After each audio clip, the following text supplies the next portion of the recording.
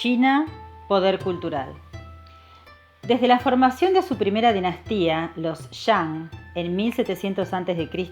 hasta la actualidad, China ha sido capaz de superar obstáculos y enfrentar situaciones que le han costado la existencia a muchas otras culturas y naciones a lo largo de la historia.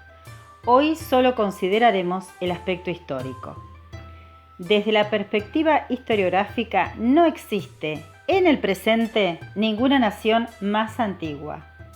Los imperios nómadas, como los hunos, los militares, como el romano, o las sociedades en expansión, como la de los griegos, han caído todos y cada uno de ellos por no haber podido adaptarse a las distintas circunstancias de la época que les tocó vivir.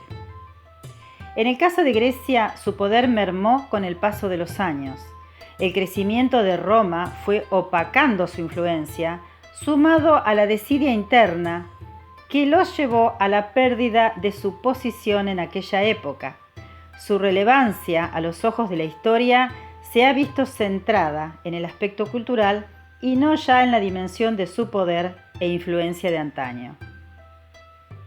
En el caso de Roma, su poder se perdió en manos de sus contrincantes, de sus rivales. Militarmente intentaron gobernar a sus enemigos y sus dos principales capitales cayeron en manos bárbaras. Roma en el 476 era común y Constantinopla en 1453 era común. En el caso de Roma, su derrota consistió en la independencia de casi todas las tierras que estaban bajo su poder: Italia, Egipto, Dalmacia, Britania, etc. En cuanto a Constantinopla, fue por parte del Imperio Otomano, quienes, desde el sur, los derrotaron. Los nómadas, por otra parte, con el paso del tiempo, tomaron estructuras burocráticas y fundaron estados, como en el caso de los otomanos, parte de los hunos y los mongoles. O simplemente desaparecieron, viendo destruidas sus organizaciones de gobierno, y los sobrevivientes solo pudieron diluirse al integrarse a otras culturas, como es el caso de los Kushan o los Sármatas. También existen aquellos que fueron exterminados, como los Heftalitas o gran parte de los hunos. Con esto, China fue capaz de sobrevivir a invasiones militares, como fue el caso de los Xiongnu y los Manchú, ataques militares como los que sufrieron a manos de los ingleses, japoneses o portugueses.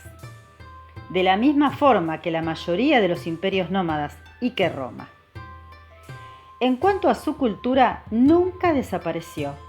Cada emperador que gobernó dinásticamente adaptó los modos culturales de China, aún los emperadores extranjeros, con lo que tampoco le sucedió lo que le ocurrió a Grecia.